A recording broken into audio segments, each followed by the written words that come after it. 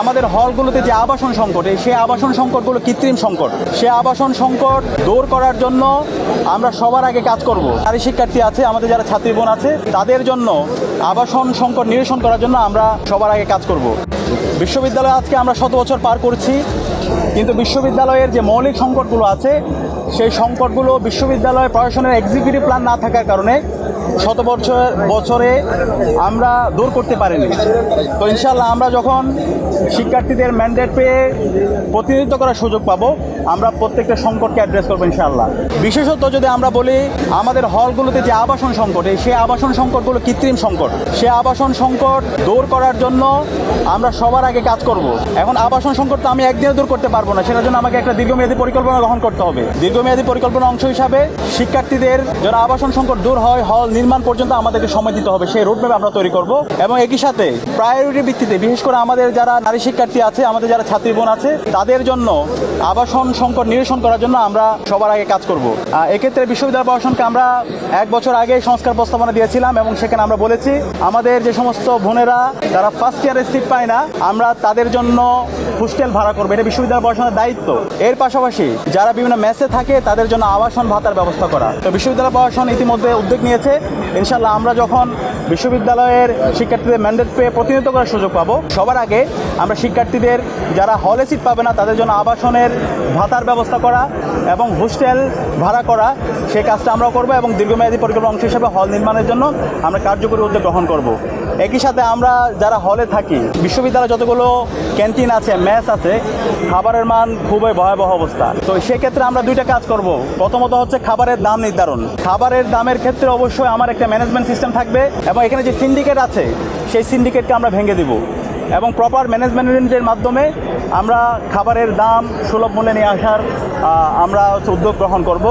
এর পাশাপাশি আমাদের খাবারের যে মান, সে মানে যেন যথাযথ পুষ্টি থাকে, সেজন্য আমাদের যে পুষ্টিবিদ আছে তাদের মাধ্যমে কথা বলে আমরা একটা খাবারের মেনু তৈরি করব এবং প্রতি 3 মাস অন্তর অন্তর সেই খাবারের মান যাচাই করা হবে। এবং একই সাথে আমাদের অনেক শিক্ষার্থী ভাই বোনরা আছে, তাদের এক্সট্রিম ফাইন্যান্সিয়াল ক্রাইসিস আছে।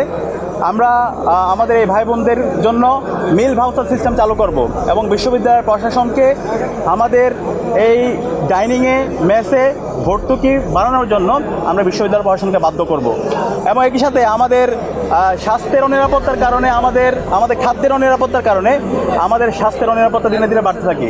সে কারণে আমরা আমাদের ঢাকা বিশ্ববিদ্যালয়ে যে মেডিকেল সেন্টার আছে সেই মেডিকেল সেন্টারকে আধুনিকায়ন করব এবং এর পাশাপাশি আমাদের যেন ফার্স্ট এইড আমরা ট্রিটমেন্ট পেতে পারি, সেজন্য প্রত্যেকটা হলের মধ্যে আমরা মেডিকেল কর্নার স্থাপন করব। এবং এর পাশাপাশি আমাদের যে প্রাইভেট মেডিকেলগুলো আছে সেই প্রাইভেট মেডিকেলগুলোর সাথে আমরা ইতিমধ্যে শুরু করছি এমওইউ স্বাক্ষর, এবং এমওইউ স্বাক্ষর করার মাধ্যমে আমরা আমাদের চিকিৎসা ব্যবস্থাকে, আমাদের চিকিৎসা যে আমাদের সেবা, সেটাকে যেন সহজলভ্য করতে পারি এবং এটাকে যেন সুলভ মূল্যে নিয়ে আসতে পারি, সেটা যেন আমরা কার্যকর উদ্যোগ গ্রহণ করব। এবং এর পাশাপাশি আমরা যারা বিশ্ববিদ্যালয়ের শিক্ষার্থী আছি, আমাদের প্রত্যেকের পরিচয় হচ্ছে আমরা হলের শিক্ষার্থী। ঢাকা বিশ্ববিদ্যালয় অনাবাসিক অর্ধেকের মতো শিক্ষার্থী তারা হলে বিভিন্ন হলের বাইরে থাকে। এই শিক্ষার্থীদেরকে যেন আমরা হল কেন্দ্রিক এঙ্গেজমেন্ট করতে পারি, আমাদের কোকারিকুলার অ্যাক্টিভিটিসগুলো এঙ্গেজ করতে পারি, সেই জন্য আমরা কার্যকর উদ্যোগ গ্রহণ করব। এবং আমাদের যারা নারী শিক্ষার্থী আছে, নারী শিক্ষার্থীর জন্য একটা নিরাপদ ক্যাম্পাস গড়ার প্রতিজ্ঞায় আমরা আমাদের কাজ করে যাব। আমাদের নারী শিক্ষার্থীদের হলগুলোতে এক হলে শিক্ষার্থী অন্য হলে প্রবেশ করতে পারে না এবং আমাদের যারা গার্জিয়ানরা আছে তারাও হলে প্রবেশ করতে পারে না। তো আমরা পর্যাপ্ত নিরাপত্তা এনশিওর করে এক হলে নারী শিক্ষার্থীরা যেন অন্য হলে প্রবেশ করতে পারে, অনাবাসিক শিক্ষার্থীরা যেন হলে প্রবেশ করতে পারে, একই সাথে আমাদের গার্জিয়ানরা যেন হলে প্রবেশ করতে পারে এবং তাদের জন্য গার্জিয়ান লাউন্সের ব্যবস্থা করা, সেটা আমরা ব্যবস্থা করব। এবং আমাদের বোনদের স্বাস্থ্য সুরক্ষার জন্য পর্যাপ্ত হাইজিন কিটের ব্যবস্থা আমরা বিশ্ববিদ্যালয় প্রশাসন করতে বাধ্য করব। এবং এর পাশাপাশি আমাদের অনাবাসিক শিক্ষার্থী যারা আছে এবং এখানে বিশ্ববিদ্যালয়ে আমরা যারা হলে থাকি, আমাদের টিউশনের জন্য বিভিন্ন জায়গায় যেতে হয়, কিন্তু আমাদের যে পরিবহনগুলো আছে সেই পরিবহনগুলোর অবস্থা খুব ভয়াবহ। এই পরিবহন কেন্দ্রিক বিশ্ববিদ্যালয়ে একটা কঠিন সিন্ডিকেট তৈরি হয়েছে। আমরা এই সিন্ডিকেটকে ভেঙে দেব এবং আমাদের এই পরিবহনগুলোকে আমরা উন্নত করব।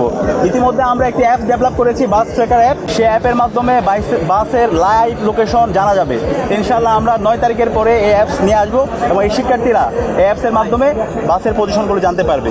তো শিক্ষার্থী বান্ধব ছাত্র বান্ধব আমাদের যে কাজ সে কাজ আমরা প্রতিনিয়ত করে যাচ্ছি এবং একই সাথে আমাদের মূল উদ্দেশ্য হচ্ছে এই ঢাকা বিশ্ববিদ্যালয়কে একটি পূর্ণাঙ্গ একাডেমিক ইনস্টিটিউট বানানো, শিক্ষার পরিবেশ এনশিওর করা এবং গবেষণায় বাজেট বাড়ানো, লাইব্রেরি ফ্যাসিলিটিস এনশিওর করা এবং আমাদের যে বিশ্ববিদ্যালয় নিয়োগ প্রক্রিয়া সেটাকে ট্রান্সপারেন্ট করা। এখানে নিয়োগ হবে বিশ্ববিদ্যালয়ে মেরিটোক্রেসির ভিত্তিতে, কোনো দলীয় বিবেচনায় অথবা দলীয় পরিচয়ের মাধ্যমে এখানে নিয়োগ হবে না, সেটা আমরা ইনশিওর করব। এবং আমাদের যে একাডেমিক মেইল আছে সে একাডেমিক মেইলকে আমরা একটা রিসোর্স হিসাবে আমরা ইউজ করব। একাডেমিক মেইলের মাধ্যমে একজন শিক্ষার্থী হলে বসে তার ভর্তির কাজ করতে পারবে, তার পেমেন্টের কাজ করতে পারবে, দেশীয় এবং আন্তর্জাতিক যে জার্নালগুলো আছে সেই জার্নালের অ্যাক্সেস পাবে। তো সেই ধরনের একটা একাডেমিক ইনস্টিটিউট বিনির্মাণ না হওয়ার আগ পর্যন্ত এবং নিরাপদ ক্যাম্পাস বিনির্মাণ না হওয়ার আগ পর্যন্ত আমরা থামবো না। এবং আমরা ঐক্যবদ্ধ শিক্ষার্থী জোটের যে স্লোগান, সেই স্লোগান হলো স্বপ্নের ক্যাম্পাস গড়ার পথযাত্রী, আমরা থামবো না। একজন বিশ্ববিদ্যালয়ের প্রথম বর্ষের শিক্ষার্থী যে স্বপ্ন নিয়ে বিশ্ববিদ্যালয়ে আসে সেই ধরনের একটি স্বপ্নের ক্যাম্পাস বিনির্মাণ না হওয়ার পর্যন্ত আমরা আমাদের লড়াই চালিয়ে যাব। আমাদের নির্বাচন এখন পর্যন্ত আমরা বিশ্ববিদ্যালয় প্রশাসনকে বিভিন্ন অভিযোগ দিয়েছি, বিশ্ববিদ্যালয় প্রশাসন এখন পর্যন্ত কোনো কার্যকর উদ্যোগ গ্রহণ করেনি। আপনারা জানেন আমাদের যারা নারী প্রার্থী আছে তাদের বিরুদ্ধে ক্রমাগত সাইবার বুলিং হচ্ছে, সাবিকুন নাহার তামান্নার ছবি বিকৃত করা হয়েছিল, আমরা লিখিত অভিযোগ দিয়েছি, কিন্তু এখন পর্যন্ত বিশ্ববিদ্যালয় প্রশাসন কোনো ধরনের কার্যকর উদ্যোগ গ্রহণ করেনি। এবং আমাদের অন্যান্য যে নারী প্রার্থীরা আছে তাদের বিরুদ্ধে ক্রমাগত স্ল্যাট শেমিং এবং সাইবার বুলিং হচ্ছে। আমরা বিশ্ববিদ্যালয় প্রশাসনকে অনুরোধ করব যারা এই ধরনের হ্যারাসমেন্টের সাথে জড়িত আছে, তারা কালপ্রিট, তাদের বিরুদ্ধে আমাদের জিরো টলারেন্স যে আমরা ঘোষণা করেছি, তাদের বিরুদ্ধে দৃষ্টান্তমূলক বিচারের আওতায় তাদেরকে নিয়ে আসতে হবে। তো আমরা অনুরোধ করব আমাদের এখানে যারা আমরা প্রার্থীরা আছি, সকল ছাত্র সংগঠন এবং ইন্ডিপেন্ডেন্ট যারা প্রার্থীরা আছে, আমি সবাইকে অনুরোধ করব এই ডাকসু নির্বাচনে আমাদের সবাইকে দায়িত্বশীল আচরণ করা দরকার এবং এর মাধ্যমে আমাদের সারা বাংলাদেশকে একটা চমৎকার বার্তা দেওয়া দরকার। জুলাই বিপ্লবে যেভাবে আমরা ঐক্যবদ্ধভাবে ফেসিবাদের বিরুদ্ধে আন্দোলন করে খুনি হাসিনাকে হটিয়েছি, বিপ্লব পরবর্তী শহীদদের আকাঙ্ক্ষার আলোকে বাংলাদেশ সবার ঢাকা বিশ্ববিদ্যালয় বিনির্মাণ করার জন্য এই নির্বাচনে আমাদের সবাইকে দায়িত্বশীল আচরণ করতে হবে এবং আমরা আশা করছি এই নির্বাচনের মাধ্যমে আমরা বাংলাদেশের সকল মানুষদের একটি চমৎকার বার্তা দিয়ে সক্ষম হব এবং আমরা এর মাধ্যমে আমাদের গণতন্ত্রের একটা স্থায়ী রূপের দিকে যাব। বিশ্ববিদ্যালয়ে এখন পর্যন্ত 39,000 আমাদের ভোটার আছে, কিন্তু আমরা মাত্র 8টা সেন্টার এখন পর্যন্ত বিশ্ববিদ্যালয় নির্বাচন কমিশন ঘোষণা করেছে। যে পরিমাণ ভোটার এবং আমরা আশা করছি এবার সর্বোচ্চ সংখ্যক ভোটাররা ভোট দিতে আসবে এবং শিক্ষার্থীদের মধ্যে আমরা উৎসাহ দেখতে পাচ্ছি, কিন্তু যে পরিমাণ ভোট কেন্দ্র সেখানে কতটুকু ভোট কাস্ট করতে পারবে সেটা নিয়ে আমরা সন্দিহানে আছি। যদি আমরা বলি আমাদের সায়েন্স ফ্যাকাল্টি 3টা হল, এফএস হল, শহীদুল্লাহ হল এবং 21 হল, এই 3টা হলের সেন্টার হল করা হয়েছে কার্জন হলে। সেখানে প্রায় 5,500 শিক্ষার্থী একত্রিত হবে। তো 5,500 শিক্ষার্থী, একজন শিক্ষার্থী 41টা করে ভোট দিবে। তো এই অবস্থায় সেখানে যদি আমরা শতভাগ ভোট কাস্টিং করতে চাই এবং যে সময় ফ্রেম আছে এবং যে জায়গা আছে সেই অনুযায়ী শিক্ষার্থীরা কতটুকু ভোট সুস্থতার সাথে দিতে পারবে সে নিয়ে আমরা আশঙ্কা অনুভব করছি। তো আমরা বিশ্ববিদ্যালয় প্রশাসনকে অনুরোধ জানিয়েছি আরও যেন তারা সেন্টার বাড়াইতে পারে এবং একই সাথে এবং শিক্ষার্থীরা যেন সুস্থভাবে ভোট দিতে পারে সেজন্য একটি ফ্রি ফেয়ার ক্যাটেগরি ইলেকশনের জন্য একটা লেভেল প্লেইং ফিল্ড ইনশিওর করে সে উদাত্ত আহ্বান আমরা বিশ্ববিদ্যালয় প্রশাসনকে জানিয়েছি।